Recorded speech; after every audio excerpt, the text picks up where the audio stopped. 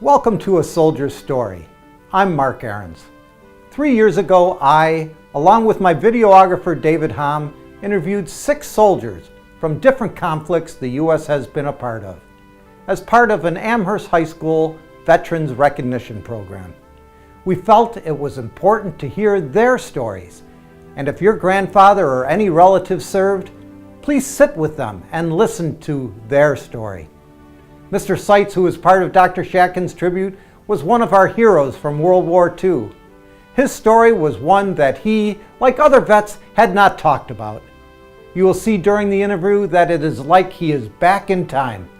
He remembered names of the people he fought next to. It was like he was there. The video is only 12 minutes in length. Take the time to watch and listen to A Soldier's Story. Make it your tribute to the men and women that fight for our freedoms every day.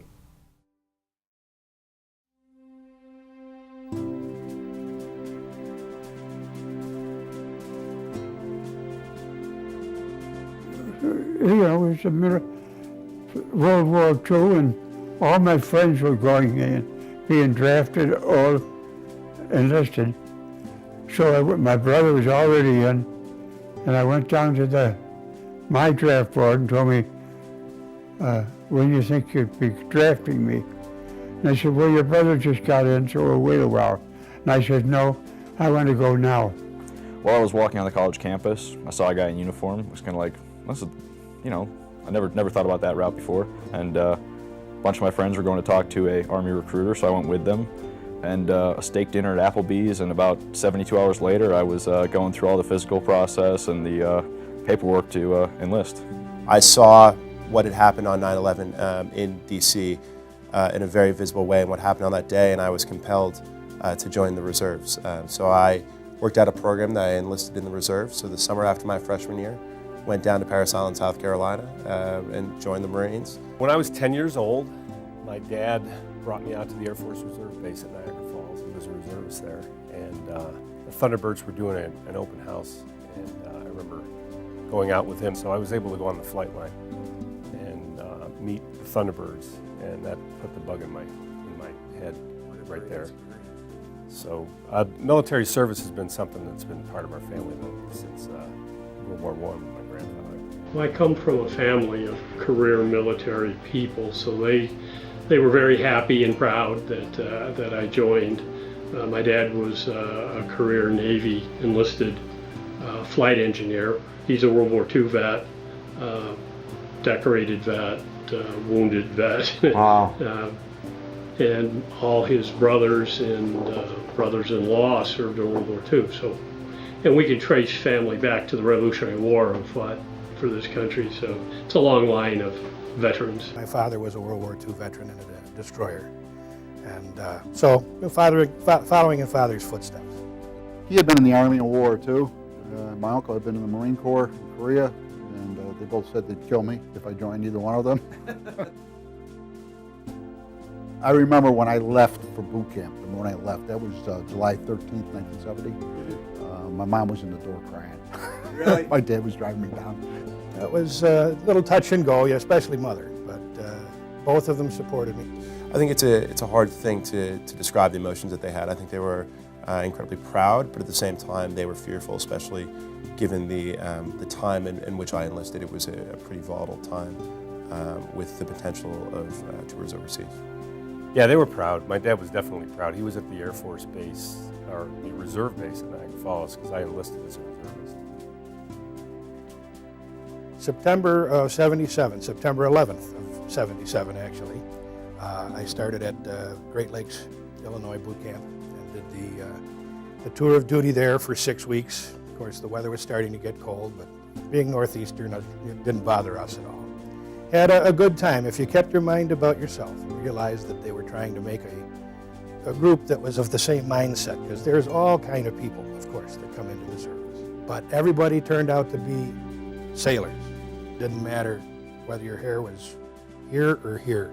At the end, we were all a cohesive unit. It was 13 weeks in Parris Island, South Carolina, middle of summer, and the goals were the same. I mean, they're trying to ensure that you are ready for service. I think you take people from all parts of the country, all walks of life, all ages, and you try to make them into a cohesive unit. And that's and somehow they have figured out a process that works out pretty well. And you know, it was very difficult. It was you know, physically, mentally, and emotionally exhausting. But at the same time, when you've left that place, you earned the right in the title of Marine, and that was a you know, tremendous honor, and it was certainly worth all the hard work.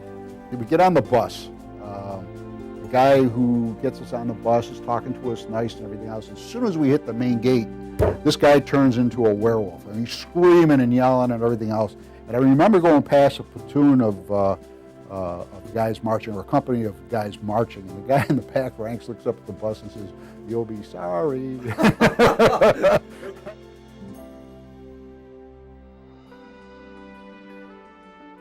They said, "Well, do you mind going in the Air Corps?"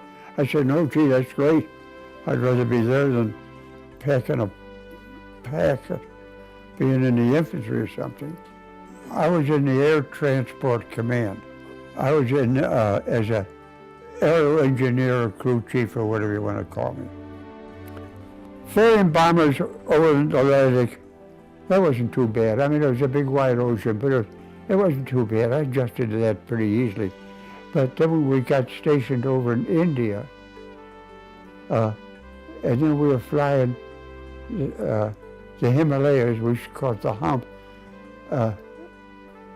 We were flying aviation fuel into China. And those are some bad ones, because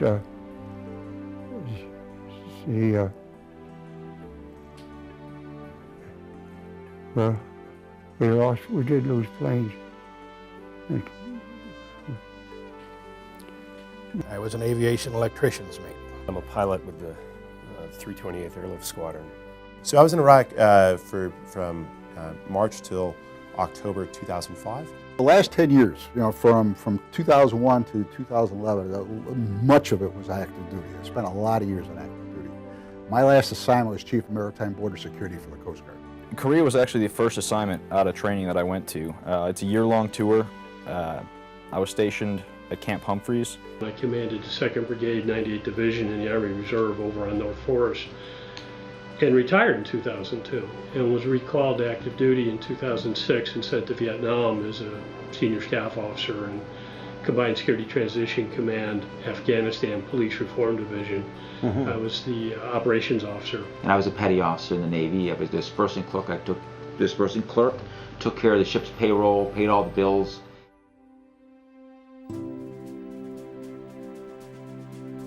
I look at what I learned in that 4 years has shaped the rest of my life. One thing that the Army, and really all branches of the military, but specifically the Army, gave me that I never really had before was the drive and the determination and the will to succeed. I think in any organization, you have to be able to work well in teams. And I think what you learn in the military service is working well in teams. What you learn in group projects with at Amherst is work well in teams. And I think that's understanding that is incredibly important to any personal or organization success. A little bit into my deployment, got to work on defensive measures for the Iraqi free elections. And so it was either the second or third time only in Iraq they'd ever had democratic elections. And when you got to see how the people reacted to that, and just the excitement of being able to choose their own leaders, and the excitement of finally experiencing that shift from a dictatorship of regime to an open and free democracy, and you got to see how thankful they were for that, and you had Iraqis coming up and shaking your hand or hugging you or trying to get like as close as they could, which was uncomfortable because when you're in an environment like that, it's dangerous, but it's just one of those overwhelming emotional feelings, I think, when you're there being a part of that, because that's history in the making. It's them finally saying, this is what we want. And so they'd never really had that chance. And like I said, when you're in an environment like that where they're going and voting for people for the first couple times of their lives, and they're feeling safe about it, and they're feeling thankful about it, and they're encouraged about it, you start to kind of jump on that bandwagon. It's contagious. And so that was an awesome experience while I was over there. What I learned at Amherst was to be of service in whatever way you could. I mean, I think it's great academic training. I think it was hard, it was difficult, and it was, and at times Amherst was stressful. But you were really well prepared to go to that next phase of life, whatever that phase might be. And so I thought that I was really well prepared. But more so than that, I think the community of Amherst is engendered to me a sense that we're in it together. And I think Amherst is an incredibly strong and cohesive community, that knowing that we have each other's backs, and that's an important thing to know that those exist, and that was recreated for me. It continued while I was in service, but it also recreated through a military community. People have written letters, young kids from classes have sent gifts at the holiday time, and Amherst obviously holds a very special place in my heart. So when I got stuff from Amherst, whether it was collectively or individually, it was always very special. I think there's a flag out here in the hallway that you may have seen that I actually flew over Iraq, and I had my crew sign, and I donated to the school with a certificate as a thank you for their support. I got a lot of letters from the folks while I was deployed. It was very nice, very comforting. A class from Windermere, one of my friends from high school's mothers was a teacher there, and she had her whole class writing me letters, and I went to speak to them after the class. And I think having a strong support network and being a part of a strong community is incredibly helpful, especially when you're over there, because times can get very difficult, and so when you have that to rely upon, it really helps you get through it. It was kind of melancholy because I had made a close family there, both in my squadron and outside in the social end. And you knew you were leaving for the last time. I mean, it's a bittersweet moment because, I joined the Marines when I was 18 years old. I left when I was 26, and in the intervening time I had been to war. You came to reflect upon how much you grew during that time, and I think that was there was a sense of relief that you were no longer in service and you're no longer exposed to that, but at the same time you missed it because you knew that that job and those relationships that you made within that community, within that core, can't be replicated in the civilian world. Well, it was a whole new life. After 3.5 years, and you get out, now you're a civilian, you're almost to the point you don't know how the hell to behave. When I made up my mind to retire, I did not look back. Did not look back. It was time to go, and you know when it's time to go. Mm-hmm. And I do miss. In fact, I miss some of the stuff I see in the papers now that the Coast Guard's involved in. But when I walked out the door, it was time to go. I do miss the guys. All the guys were on one side of that ship, going in, and they're looking out. Yeah. So the ship, all the weight was on that side. Yeah. They're looking out, and there's a big sign, "Welcome home from a job well done." We're going into New York Harbor. Oh, gee, what a night. Hey, they treated us, you might say, they think we're all heroes. Of course we weren't, but they think it was a nice greeting. Welcome home from a job well done, and they couldn't do enough for us. They really liked us a lot. I actually went to the University of Akron 3 months after Kent State, and Kent is like 7 miles from where I went to school, and I was in ROTC, so yes. Being on campus during those years was difficult. Wearing a uniform on campus was horrendous. Students were brutal. I've had stuff thrown at me, been spit at, been knocked down staircases, had food thrown at me. It was a difficult time to be a soldier, airman, sailor, Marine. They were not popular. We come home from the first Gulf War, Desert Storm, and there was something at University of Buffalo over in the Amherst campus. So the majority of us were all Vietnam era veterans. So we're now at the campus. We're all looking over our shoulders, wondering when we're going to get hit with something, remembering back to when the riots at UB and everything else in the 1969, 1970 time frame. But the people were very, very warm and receptive and wanted to hear of the exploits and everything else that we went through. And that continued on to this day. So it's two different worlds.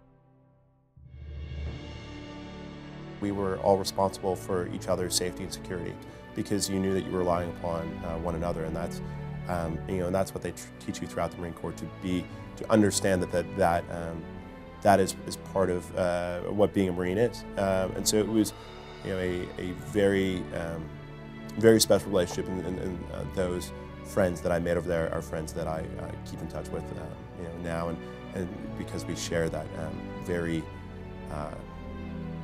some could say difficult, but very intense experience. It really is. It's become a second family to me everywhere I go. And whenever you get to a new place, you just immediately, build those relationships and those friendships up. Certainly the friendships made and that are continued to this day, and the brotherhood, it's just like family. Long-term friendships, and that continue today. And I said when I got out in '74, never again, I missed the camaraderie. That's why I came into the reserves. I missed the friendships. And that's what carries people into the service. It's the friendships and the camaraderie. It's a community that stays actively involved with each other. And I still maintain that my best friends and the friendships that I made in the military are going to be the longest lasting, and there's no question about that. Those relationships, those friendships will go to the grave.